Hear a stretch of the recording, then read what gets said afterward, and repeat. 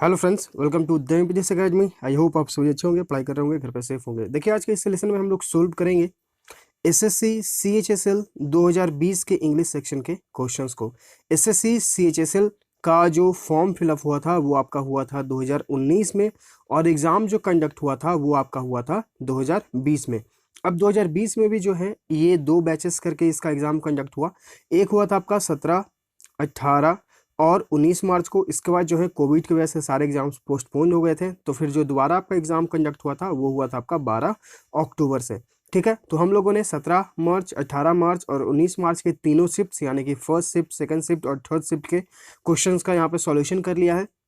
और हम लोगों ने 12 अक्टूबर के फर्स्ट शिफ्ट के क्वेश्चंस का भी सॉल्यूशन कर लिया। आज हम लोगों ने जो है करना है सॉल्यूशन, वो है सेकंड शिफ्ट। ठीक है, तो आप प्रीवियस लेसन्स को अगर आप देखना चाहते हैं तो आप हमारे YouTube channel the MPDS academy के प्लेलिस्ट सेक्शन में जाइए।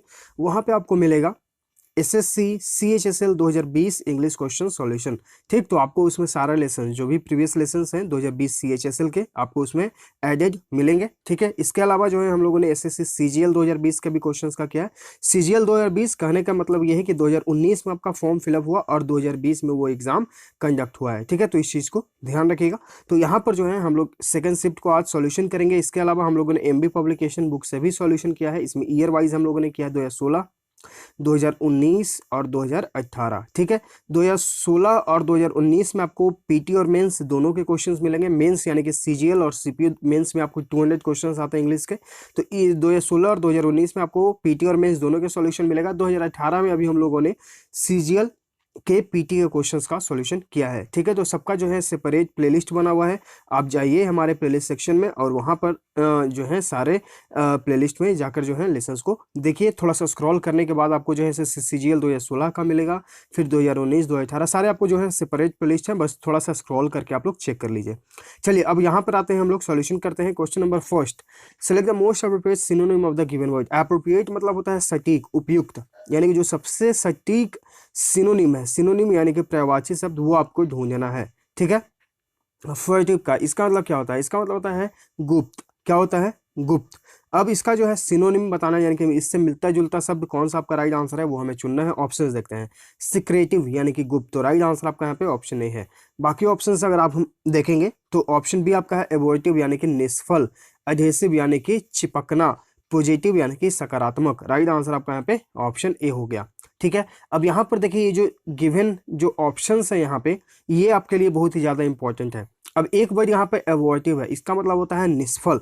ठीक है, तो कल क्या है कि कल के शिफ्ट में या कल के किसी के एग्जाम में एसएससी क्या करेगा कि ये जो वर्ड है आपके सामने अभी ऑप्शन के रूप में, यही आपको क्वेश्चन के रूप में बना कर दे देगा। ठीक है, तो इसलिए जो है आपके लिए हर एक वर्ड, हर एक सेंटेंस इंपॉर्टेंट हो जाता है। तो लेसन को कंप्लीट देखिए। हम आपका 20 से 25 मिनट समय लेते हैं क्वेश्चंस को सॉल्यूशन कराने में, ताकि आप जो है दूसरी चीज़ों पर जो है फोकस करें। ठीक है, क्योंकि आधा घंटा जो है अगर आप इस पर देते हैं सॉल्यूशन देखने में, और आधा घंटा जो है आप हमारे टेलीग्राम चैनल पर जाकर वहां पर देखेंगे, तो आपको डेली सिनोनिम्स और एंटोनिम्स, आपको इंपॉर्टेंट जो भी एमबी पब्लिकेशन बुक से है वो आपको दिया जा रहा है पीडीएफ फॉर्म में। ये देखिए, इस तरह के जो पीडीएफ्स हैं आपको डेली शेयर किए जा रहे हैं। जैसे एक वर्ड है ब्लांट, अब इसका सिनोनिम क्या होगा, एंटोनिम क्या होगा, यहाँ देखिए इसका अर्थ सेंटेंस में दिया गया है। तो एसएससी जो भी वर्ड्स पूछता आया है और जिसकी संभावना पूछे जाने की है, वो सारे वर्ड्स आपको इस पीडीएफ में मिल जाएगा। ठीक है, डेली आपको दिया जा रहा है। तो आप चाहें तो आप हमारे टेलीग्राम चैनल को ज्वाइन करके जो है इन पीडीएफ्स को फ्री पा सकते हैं और उन्हें याद कर सकते हैं। सारे वर्ड्स इंपॉर्टेंट है, बस इस चीज़ को ध्यान में रखकर उन पीडीएफ्स को डाउनलोड करिए और याद करना शुरू करिए। आपका सीएचएसएल का एग्जाम 12 अप्रैल से शुरू होने वाला है। ठीक है, सीएचएसएल 12 अप्रैल से और सीजीएल जो है वो आपका मई में है। तो इन चीज़ों को ध्यान में रखकर आप जितने ज़्यादा प्रैक्टिस कर लेंगे प्रीवियस ईयर क्वेश्चंस को, उतना आपके लिए इंपॉर्टेंट होगा। चलिए अब आते हैं क्वेश्चन नंबर 2 पे। यहाँ पे आपको इडियम का अर्थ बताना है। Actions speak louder than words, यानी कि आपके शब्द से ज़्यादा जो है इंपॉर्टेंस आपका कार्य का है। यानी कि एक आप बोलते हैं कि मैं एसएससी क्लियर करूंगा, ये आप बोल रहे हैं, और एक आप जो है इस चीज़ को करने के लिए जो है दिन रात पढ़ाई कर रहे हैं। तो इसका मतलब ये हुआ कि आपके शब्द से ज़्यादा आपका इंपॉर्टेंस आपका कार्य का, यानी कि आप जो कहते हैं वो करते हैं। तो यहाँ पर ऑप्शंस है, what you do reveals the real you, यानी कि आप वही दिखाते हैं जो आपका वास्तविक चीज़ है। तो राइट आंसर आपका यहाँ पे ऑप्शन ए हो जाएगा। ऑप्शन बी आपका है, what you don't say is what you are, यानी कि आप वह नहीं कहते हैं जो आप हैं, what you do is your own business, यानी कि आप जो करते हैं वो आपका आपसे मतलब है सिर्फ। व्हाट यू कैन सी में नॉट बी ट्रू, यानी कि आप जो देखते हैं वो सही नहीं हो सकता है। राइट आंसर आपका यहाँ पे ऑप्शन है। क्वेश्चन नंबर 3, यहाँ पे आपको सिनोनिम बताना है एजाइल का। सिनोनिम यानी कि प्रवाची शब्द, एजाइल यानी कि चुस्त फुर्तीला। ऑप्शन देखते हैं। विजिबल, विजिबल मतलब क्या हो गया, दिखाई देने वाला। घायल मतलब क्या होगा, छल, ये वर्ड हम लोगों ने प्रीवियस लेसन में किया है, शायद 2 या 3 दिन के पहले के लेसन में। निम्बल यानी कि चंचल, चुस्त, फुर्तीला। तो राइट आंसर आपका ऑप्शन सी। डोसाइल यानी कि विनम्र। आते हैं क्वेश्चन 4 पे। यहाँ पे आपको रॉन्गली स्पेल्ड को चूज करना है। एम्बेसडर, एम्बेसडर, डबल एस की आपको यहाँ पर जरूरत है। एम्बेसडर मतलब होता है राजदूत। आपको रॉन्ग स्पेल्ड को ही चूज करना था। राइट आंसर आपका यहाँ पर ऑप्शन ए है। बाकी ऑप्शंस अगर आप देखेंगे तो जुडिशियरी यानी कि न्याय तंत्र, अप्रिशिएट यानी कि प्रशंसा करना, सराहना करना, वर्चुअल मतलब क्या हो गया आपका, वास्तविक। चलिए आगे आते हैं। आगे आपको कंप्रीहेंशन दिया गया है एक पैसेज के फॉर्म में और इसे आपको कंप्लीट करना है गिवन ऑप्शन से। ठीक है, चलिए the choices we make in life, यानी कि जो हम अपना पसंद करते हैं, जो पसंद करते हैं अपने चॉइसेस इन लाइफ, अपने जीवन में, डिटरमाइन हु वी आर, वो ये निर्धारित करता है कि हम कौन हैं। यानी कि आपकी जो पसंद जो है वो निर्धारित करता है कि आखिर आप हैं कौन। One's life is fill in the blank, often, rarely, never या फिर सेल्डम। तो यहाँ पर हम अगर ऑप्शंस को देखेंगे तो ऑफर मतलब होता है अक्सर, रेयरली यानी कि कभी कभार, नेवर यानी कि कभी नहीं, सेल्डम यानी कि कभी। ठीक है, हम यहाँ पर चूज करेंगे ऑप्शन ए यानी कि ऑफन। ठीक, कैसे, चलिए पढ़ते हैं। वंस लाइफ इज ऑफन यानी कि किसी एक व्यक्ति का जीवन जो है वो अक्सर marked by the exemplary choices one has made, यानी कि उसके द्वारा जो चॉइस किया जाता है, जो जिसका लोग उदाहरण देते हैं, वो उसका लाइफ जो है उसके द्वारा मार्क किया जाता है, यानी कि निर्धारित किया जाता है अक्सर। यानी कि मान लीजिए कि आपका चॉइस जो है, आप लोग आपको जान रहे हैं कि ये एक ऐसा व्यक्ति है, तो यानी कि आपका एक मार्क है और लोग उसी से वो निर्धारित करते हैं अक्सर। ठीक है, कि इसका बिहेवियर ऐसा है तो वो इस प्रकार का व्यक्ति होगा, इसका बिहेवियर ऐसा है तो इसका ये जो है इस प्रकार का व्यक्ति होगा। तो यहाँ पर जनरली यही बात हो रहा है। चलिए आगे पढ़ते हैं। Exemplary choices one has made, fill in the blank, fill in the blank, into, along, upon या फिर टुवर्ड। तो यहाँ पर हम लोग यूज करेंगे अलोंग का। अलोंग वंस जर्नी, अलोंग मतलब क्या होता है, के साथ, यानी कि उसने जो अपने चॉइसेस बनाए हैं अपने पूरे जीवन के दौरान, ठीक है, अपने जीवन में जो है वही उसको निर्धारित करता है कि आखिर वो कैसा है। The mega icon Ratan Tata, जो रतन टाटा हैं, जो कि बहुत ही प्रसिद्ध व्यक्ति हैं, the mega icon Ratan Tata has described his journey एवव, through, from या फिर फॉर। तो यहाँ पर हम लोग क्या यूज करेंगे, ऑप्शन सी यानी कि from. The mega icon Ratan Tata has described his journey from being a 7-year-old who played his part from, part in, part of या फिर पार्ट विथ। तो यहाँ पर हम लोग क्या यूज करेंगे, यहाँ पर हम लोग यूज करेंगे पार्ट इन। चलिए इसको समझते हैं। Ratan Tata has described his journey from being a 7-year-old boy who played his part in the freedom struggle to being moved by the plight of a family, यानी कि वो जो 7 साल के जो रतन टाटा थे, जिस समय अपने जीवन को इस तरह से दर्शाते हैं कि वो जो उन्होंने पार्ट लिया था फ्रीडम स्ट्रगल में, to being moved by the plight of a family. Plight मतलब होता है दुर्दशा, जो उनके परिवार की जो हालत खराब थी, on a 2-wheeler which became the genesis of the world's most, जो आज हैं 2 व्हीलर्स के सबसे ज्यादा इकोनॉमिकल, इकोनॉमिस्ट या फिर इकोनोमाइज। तो यहाँ पर हम लोग यूज करेंगे ऑप्शन बी यानी कि economical car, the Tata nano, यानी कि उन्होंने जो है सबसे सस्ती इकोनॉमिकल यानी कि किफायती जो कार है रतन टाटा के द्वारा जो है उनकी कंपनी टाटा नैनो वो बनाया गया है वर्ल्ड का सबसे इकोनॉमिकल कार। ठीक है, तो यहाँ पर इस पूरे पैसेज का ये अर्थ है। चलिए आते हैं क्वेश्चन नंबर 10 पे। यहाँ पे आपको जो है अंडरलाइन सेगमेंट में इंप्रूवमेंट की जरूरत है तो करें, नहीं तो फिर नो इंप्रूवमेंट ऑप्शन के साथ जाए।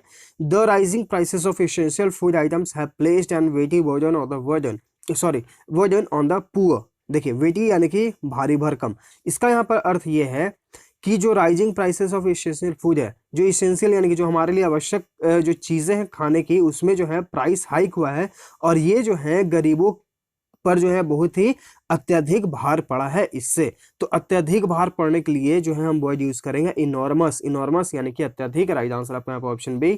ट्रिवियल यानी कि महत्वहीन, तुच्छ, लाइटेस्ट यानी कि हल्का। राइट आंसर आपका यहाँ पे ऑप्शन बी हो जाएगा। क्वेश्चन 11 देखिए, कल आपको जो है आईबी का लेसन का सॉल्यूशन दिया गया था। आईबी का एग्जाम जो है आपका 18 से 20 फरवरी 2021 के बीच हुआ है।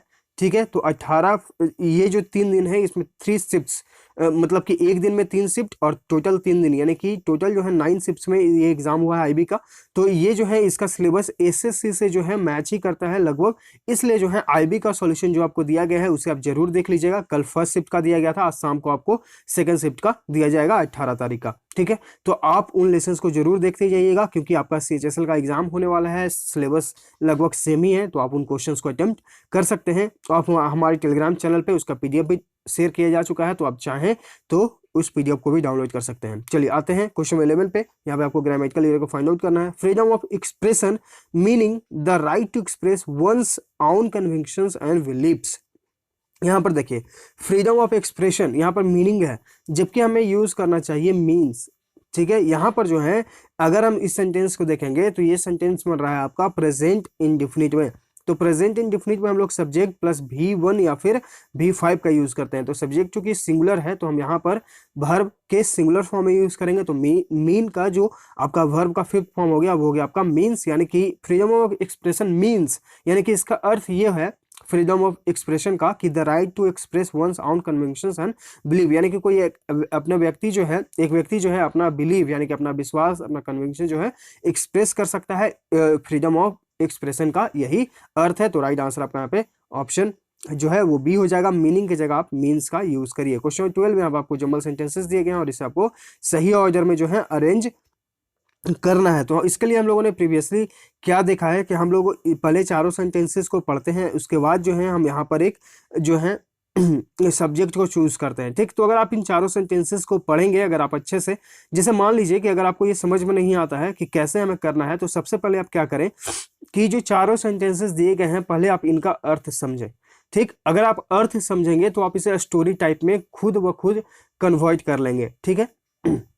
तो आपको क्या करना है, चारों सेंटेंसेस को पढ़कर एक उस पर स्टोरी बना लेना है और उससे फिर आपको करेक्ट करना है। जैसे मान लीजिए कि कोई व्यक्ति राम है, अगर आपको 4 लाइन दिया गया है राम पे, तो आप समझ सकते हैं उस स्टोरी के बारे में। आपको पता है नॉर्मली चीज़ कि पहले राम के बारे में बात होगा, फिर बारे में बात होगा कि उसके 2 हाथ हैं 2 पैर हैं, क्योंकि सबसे पहले हमें एक सब्जेक्ट चाहिए होता है, ठीक है। तो यहाँ पर अगर आप पढ़िए तो behind them come camels carrying drums and small guns. तो देखिए उनके पीछे जो है कैमल्स जो है ड्रम्स और स्मॉल गन्स को कैरी कर रहे थे। तो यहाँ पर जो है किन के पीछे, अब यहाँ पर ये आपको एक सब्जेक्ट ढूंढना है, आखिर किन के पीछे, ठीक। The emperor is escorted by 2 decorated elephants who head the procession. जो एम्परर है यानी कि जो सम्राट है उनको एस्कॉर्ट किया गया था 2 सजे हुए हाथियों के द्वारा जो प्रोसेशन को हेड कर रहे थे। At the and come the platoons of soldiers in rose of 2। अंतिम में जो है 2 पंक्तियों में जो है सोल्जर्स के आए प्लेटून्स, ठीक है। First of all there is a volley of guns announcing emperor Bahadur Shah entry into the mosque. तो देखिए यहाँ पर first of all there is a volley of guns, बात किसके बारे में हो रहा है कि यहाँ पर जो है गन्स का एक वॉली है जो अनाउंस किया गया कि एम्परर बहादुर शाह जो है अब वो मॉस्को में इंटर होने वाले हैं।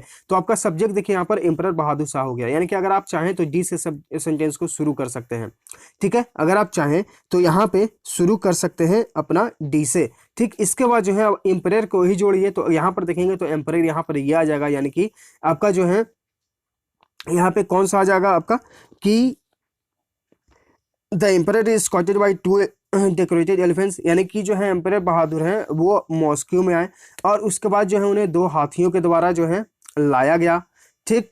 उसके बाद जो है उन्हें क्या किया गया कि उनके पीछे पीछे यानी कि जो बहादुर शाह जफर हैं उनके पीछे पीछे जो है 2 कैमल्स आए जिन पर बहुत सारे बंदूक और ड्रम्स लाए जा रहे थे। और इंड में एट द इंड यहाँ पर देखिए फर्स्ट ऑफ ऑल का यूज हुआ और एक में इंड का यूज हुआ, ठीक। तो एक अंतिम, एक पहला और एक अंतिम, come the platoons of soldiers in row of 2, और लास्ट में जो है सोल्जर्स के 2 पंक्तियां वहां से गुजरी, ठीक। तो यहाँ पर इस तरह से अगर आप सेंटेंसेस को जोड़ना सीखेंगे तो आप जो है सही कर पाएंगे। राइट आंसर आपका यहाँ पे ऑप्शन ए है, DBAC। तो अगर आपको समझ में आया होगा तो प्लीज आगे का क्वेश्चन जो है एक और क्वेश्चन होगा जो PQRS से होगा, तो उसका आपको आंसर बताना होगा कमेंट बॉक्स में। क्वेश्चन नंबर 13 यहाँ पे आपको ग्रामेटिकल एरर को फाइंड आउट करना है। My hotel in Goa had a wonderful view of the sea in the window. देखिए माई होटल इन गोवा कोई दिक्कत नहीं, हैड अ वंडरफुल व्यू कोई दिक्कत नहीं, of the sea in the window, ठीक। तो देखिए यहाँ पर जो है इन द विंडो का यूज नहीं होता है।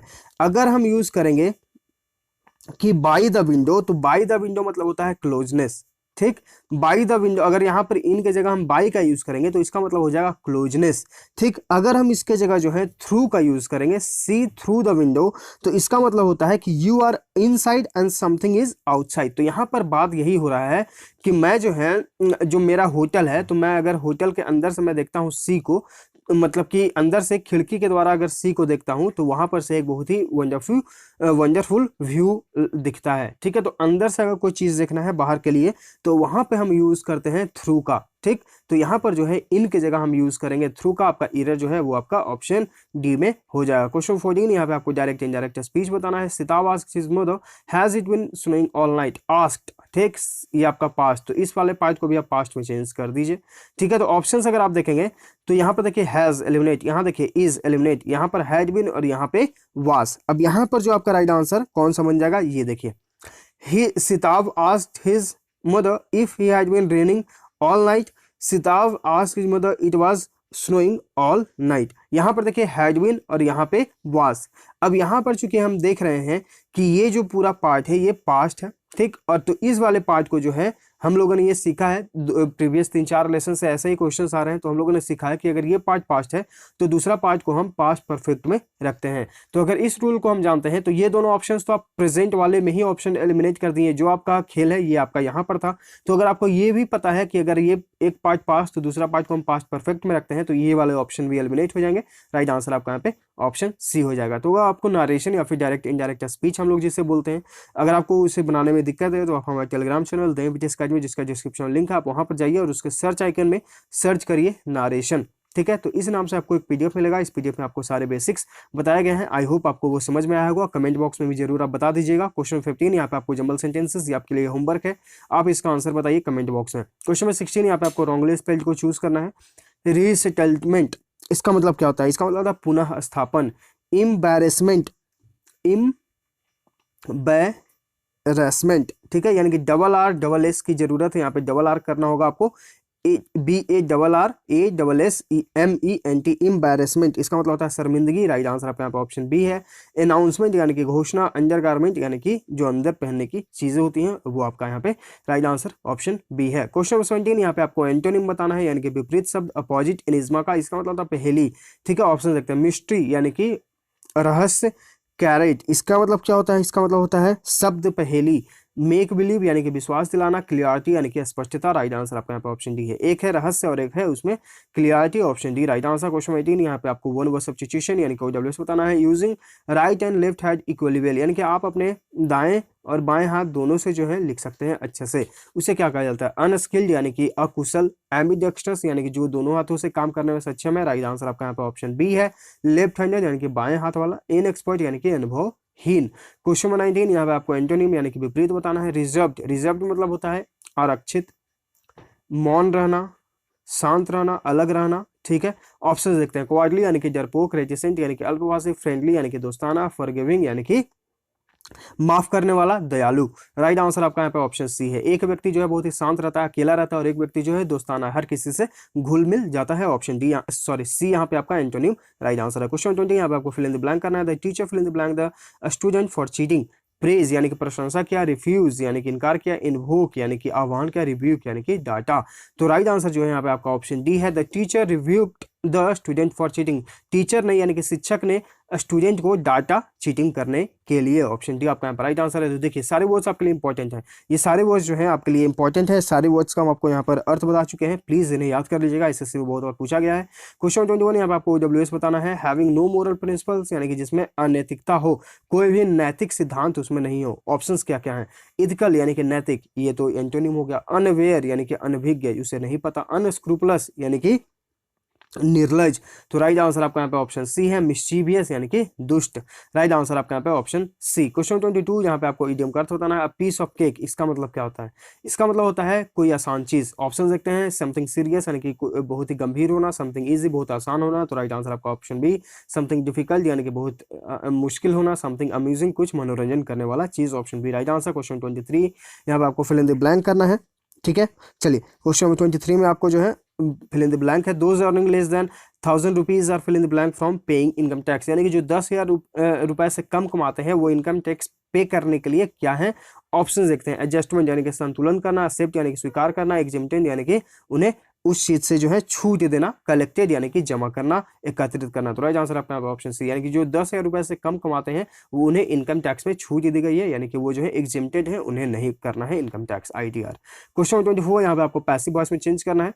The Delhi police has short an educational video on traffic rules for school students. यहाँ पर देखिए the Delhi police subject has यानी कि और उसके बाद वर्ब का थर्ड फॉर्म, ठीक। तो सब्जेक्ट प्लस हैज है प्लस वर्ब का थर्ड फॉर्म कब यूज होता है, प्रेजेंट परफेक्ट में, प्रेजेंट परफेक्ट टेंस में, ठीक है। अब इससे जब हम लोग पैसिव वॉइस में चेंज करेंगे तो इसका जो स्ट्रक्चर बन जाएगा वो बन जाएगा सब्जेक्ट प्लस हैज या है प्लस बीन प्लस वर्ब का third form plus by plus object. तो यहाँ पर देखिए ऑप्शंस को देखेंगे तो ऑप्शन देखिए यहाँ पे इज बीइंग एलिमिनेट, यहाँ पर देखिए हैज बीन ये हो सकता है, यहाँ पे had been eliminate, was being eliminate, right answer आपका यहाँ पे ऑप्शन बी। तो देखिए अगर आपको रूल्स याद हैं तो आप अपने ऑप्शंस को एलिमिनेट कर दिए, डायरेक्ट जो है बिना कोई कंफ्यूजन के राइट आंसर पे आ गए, ठीक है। तो रूल्स का याद होना बहुत ही जरूरी है। तो आप हमारे जो है YouTube channel the MPSC academy उसके प्लेलिस्ट सेक्शन में जाइए, या फिर आप डिस्क्रिप्शन में भी चेक कर सकते हैं, वहाँ पे आपको 2 प्लेलिस्ट मिलेगा। एक मिलेगा आपको SSC 45 डिस्प्ले, इसमें आपको टेंस और वॉइस साथ साथ में बताए गए हैं, ठीक। और एक मिलेगा आपको बाबा ज्ञान ग्रामर रूल, ये दोनों प्लेलिस्ट जो है एक में आपको ग्रामर रूल्स सारे मिलेंगे और एक में जो है आपको टेंस और वॉइस मिलेंगे। तो ये दोनों प्लेलिस्ट को आप फॉलो कर लीजिए, आपके लिए बहुत ही इंपॉर्टेंट है। इसका राइट आंसर आपका ऑप्शन भी। क्वेश्चन 25 यहाँ पे आपको अंडरलाइन सेगमेंट में इंप्रूवमेंट की जरूरत है तो करें, ऑप्शन के साथ जाए। India has lost a veteran actor, veteran यानी कि अनुभवी एक्टर, यानी कि इंडिया जो है एक अनुभवी एक्टर को खो दिया है with the deceased of Shri Ram Lagoo, deceased यानी कि सड़ जाना, गल जाना, ठीक। अब यहाँ पर ऑप्शंस क्या क्या है, बेरेवमेंट यानी कि मृतक, एक्सपायर्ड यानी कि समाप्त हो जाना, डिवाइस यानी कि डिमाइस यानी कि मृत्यु।